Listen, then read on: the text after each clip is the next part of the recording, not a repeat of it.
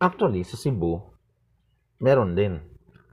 Kung makikinig mo yung Summoning Ero, meron din yan, par. Nagkalat yan eh.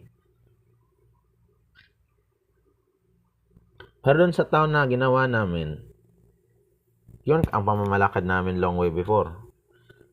You filter them at grade school, itrato mong tao na hayop, then mag-aral ka sa high school, magtapos ka, meron kang free scholarship.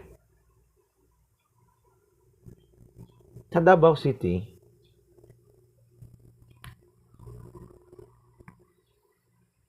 pagpunta mo ng Davao, Stukil.